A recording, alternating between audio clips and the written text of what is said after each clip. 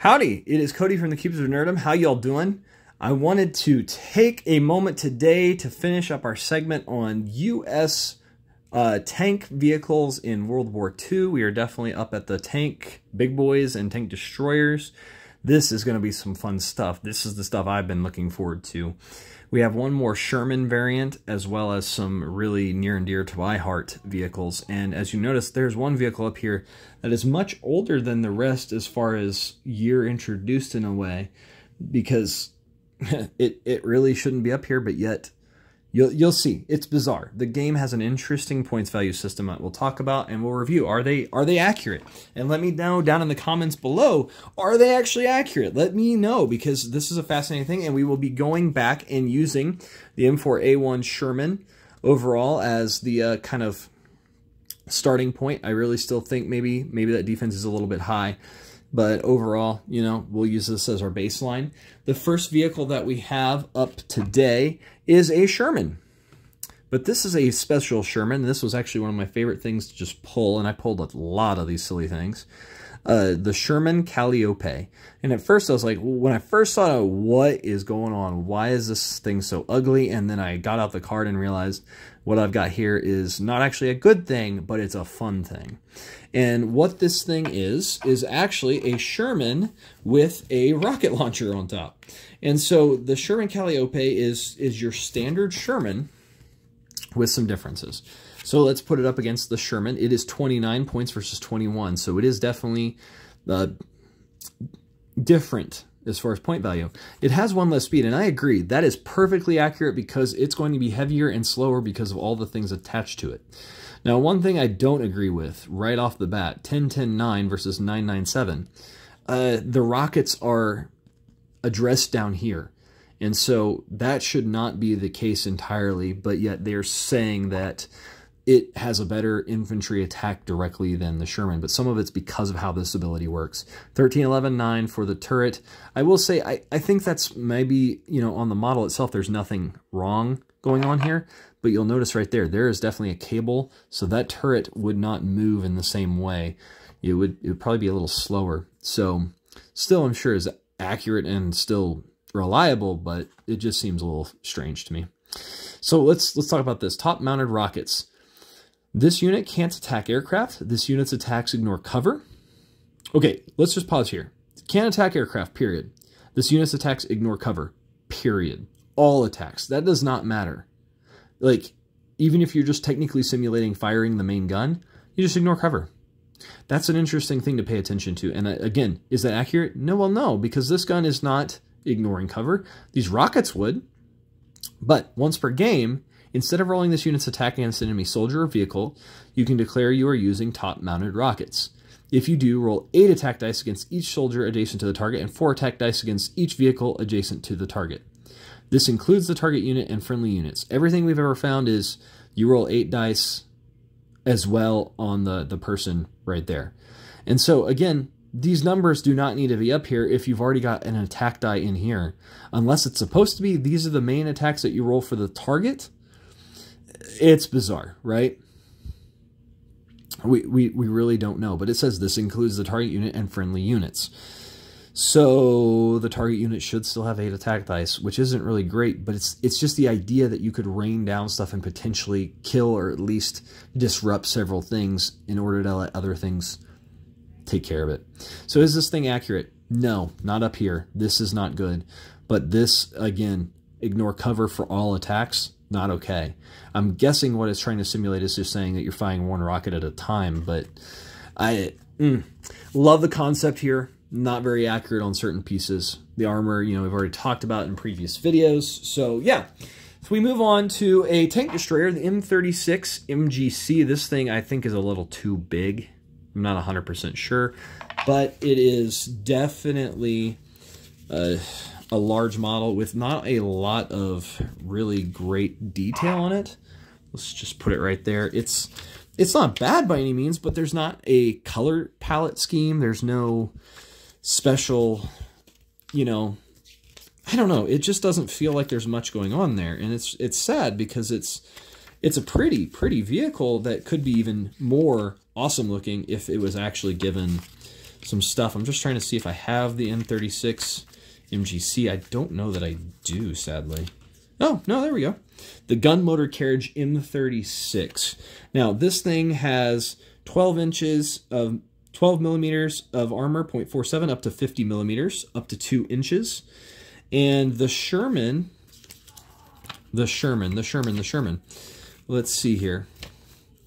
The Sherman, it's an interesting issue because the Sherman has, you know, again, we have this 5.4 up to 2.5 inches and later and about 2 inches. So if we're going with the 5, it's accurate.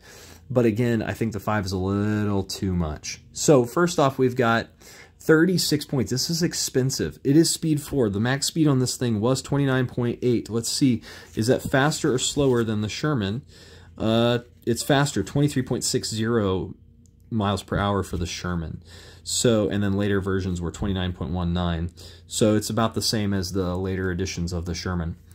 So that's fine. The 5.3 defense, I would say, it is more, it's got a better, you know, curvature to the armor. So that's potential there. And the 3 on the sides and back, cool, right? Anti-infantry, 6.64. Totally agree, although it does have a machine gun on the model. 17, 14, 12. This thing had a 90 millimeter gun. Is that accurately represented? I would say, yeah, that's a big gun. That is massive, okay? So we are talking about something that has the same gun as another tank we'll be talking about at the end, the Pershing. So its abilities here, extended range, its long range against vehicles is 5 to 12 hexes. So instead of 8, it's actually all the way up to 12. I think that's fair because it is a tank destroyer. And then flanking attack, this unit rolls 1 extra die when attacking a vehicle's rear. You know, how do you really illustrate that? I don't know. I think that's fine. I think overall this is decently good and accurate to the M36 MGC. That from the front, it can block some stuff just because of how it's sloped. That's pretty cool.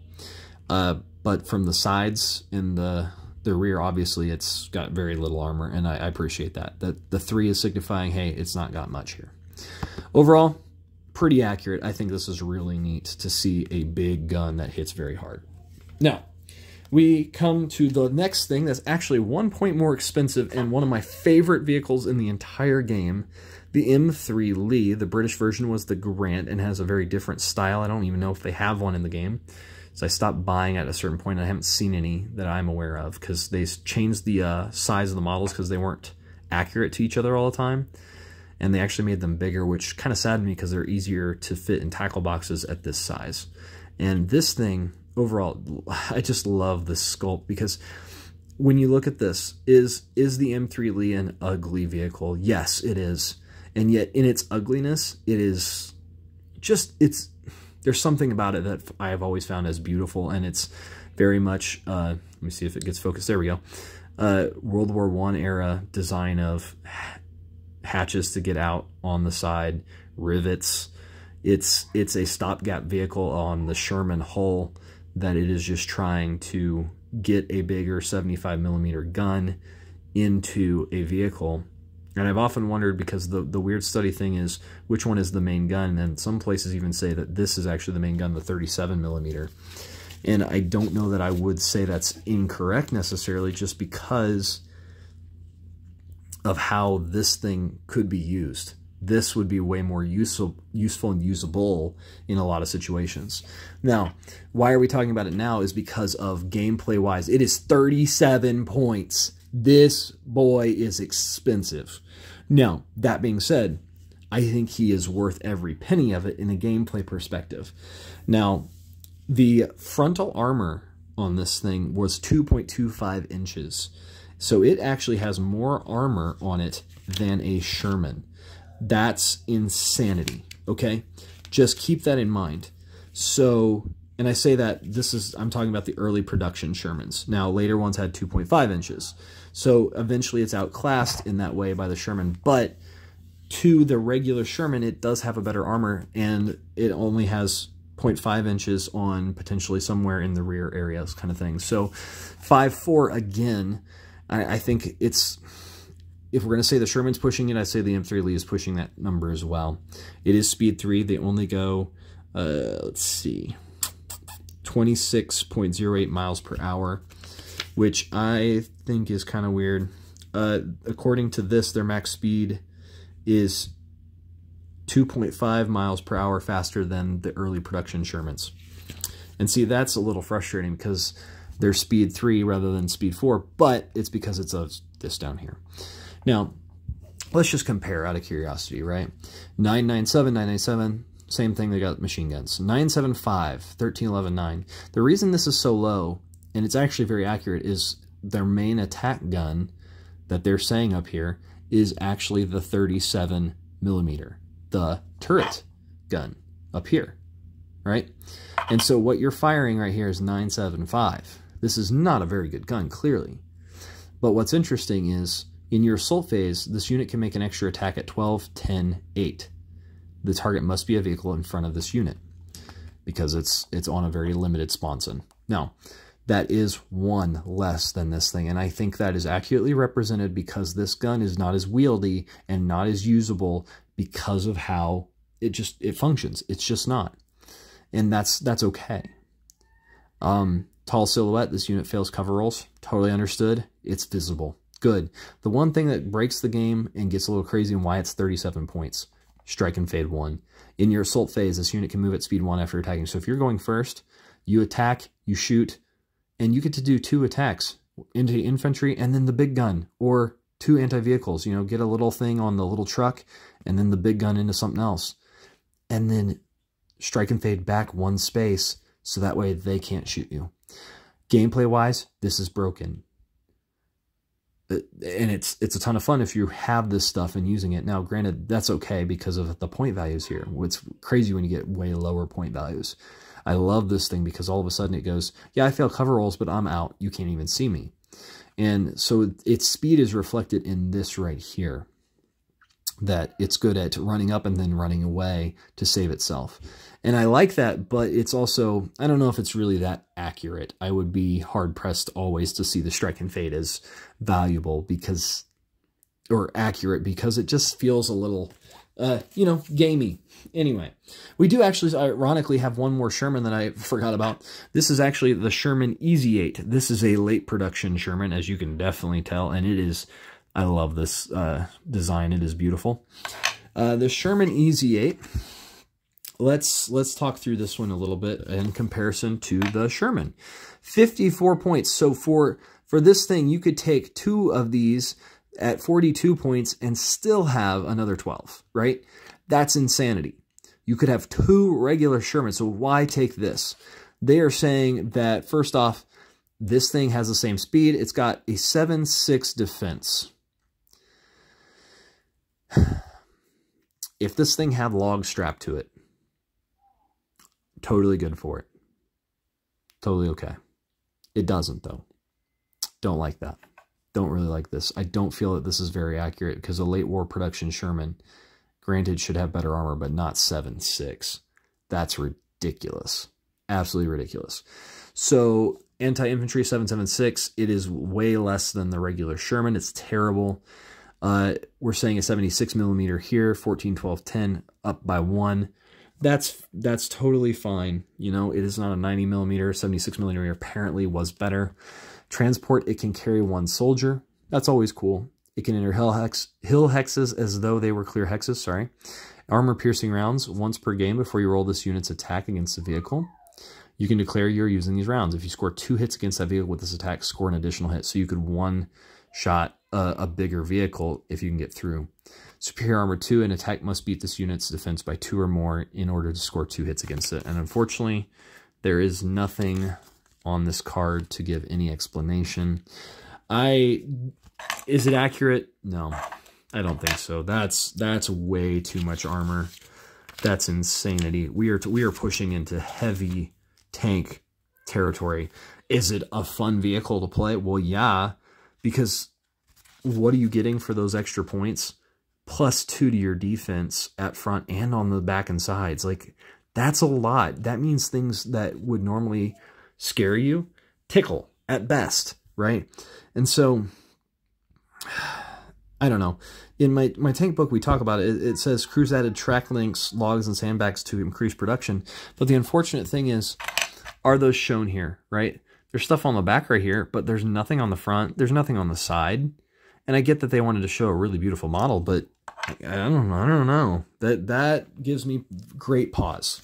So let's talk about, because at best it says in here 2.5 inches worth of armor for late production Shermans. So what is this last thing? This is actually the very end of the war. This is the Pershing, the M26 Pershing. And up front, this thing had 4 inches of armor. Let's talk about that for a second. Look, do you see its defense here? 7.6. 7.6. 65 points, okay? It's big. 3 speed. It's slow. Its speed is 29.8 miles per hour, which actually, that would be in a 4 speed if we're looking back at the late production Shermans. Sometimes inconsistency, okay? Yep, 29.19 versus 29.8. It's faster than a late production M4 Sherman. So it has 1 less speed. Makes perfectly no sense at all. So here's the Pershing. Very pretty model, that's for sure. Kind of bland though. You know, but at least, unlike the M36 MGC, it has a star on it at least. You know, it's got something. And actually, my great-uncle Wally says that he had one of these in his company in World War II, so they did have these in the war at the very end. It has a 90mm gun. Yikes. Like, this is the exact same as the M36 MGC on stats for the main gun against vehicles. 997 against infantry, 17, 14, 12 against infantry. They have extended range just like the M36 MGC of 12. And then superior armor 2. An attack must beat this unit's defense by 2 or more in order to score 2 hits against it. And ironically, that's the exact same thing that the Sherman Easy 8 has. I'm not a fan. Like, this is not good. For 11 more points, what are you gaining? A better gun, and more range. But you're slower. You have the same armor. You have so much of the same. Just the same. I don't get it. I don't know. So in the comments, you know, let me know why would they, like, speculate, why would they do this? Why would they represent it like this? Because if that Sherman had a 6.5, okay, then we're at least in the realm of representing, you know, sandbags and other things. But this is weird. This is really weird. Typically I don't play this because it's so expensive. Well, it's also, why play this when you could play that? And why play that when you could play something like this and get the gun off of this thing onto something so much smaller and more effective and more deadly, really, for that point cost, and sit back in the back so that way your defenses don't matter. You know, if you're outside of their range and they can't get to you because they're just too far away and they don't want to get in range of all your other guns, then you don't have to worry about the defenses. That's the problem. Like, these are a better vehicle in the gameplay wise, right? And so it's hard to justify taking the big boys sometimes, except when you want to just get into the middle of the fray and the fight and hang in. But if you're wanting that, well, which one of the two are you taking? Because, granted, does this attack very well? Well, no, not compared to this, but it has so many other things that are actually make it better. These 4 things make it better in big frontal combat than this. Because this has superior armor 2, so we just cross those off. Okay, so it still has 3 things. This has extended range, but that doesn't help for close combat, so it doesn't really count for this. The other things make it be able to enter things more efficiently, except so they don't have to use roads. It can actually destroy, so it may have a lower attack, but that once per game, you could get something pretty awesome. And then transporting. What if you transported a guy with a bazooka? All of a sudden, this vehicle has the potential to do so much more than this. See, and that's gameplay design, right? Sometimes they're accurate, sometimes they're not, but also gameplay-wise, sometimes they just don't actually equal each other. And I think that's what's happened here is often it's a better choice of, well, you know, I could take that Sherman Easy 8, or I could just take 2 of these and then add some more points somewhere else. You know, these aren't that great, but yet I have 2 of them, where else I would have had the Sherman Easy 8. Now, Sherman Easy 8 can get into the firefight and hang in comparatively. That's true. 2 more defense is 2 more defense. But again, is it represented? Not shown on the model, so we have a problem. So overall, I think that's my thoughts on here. I love these vehicles. I think the M3 Lee is fantastic, but also misrepresented with Strike and Fade a little bit. You know, if they'd mentioned something about just the African campaign and then retreating or something, then it would have helped a little bit. But as it is, you know, not necessarily accurate. But please let me know in the comments below what you think. Are these accurate? Are they not? Why? Like and subscribe. I've been Cody from the Keepers of Nerdom. Take care. Bye.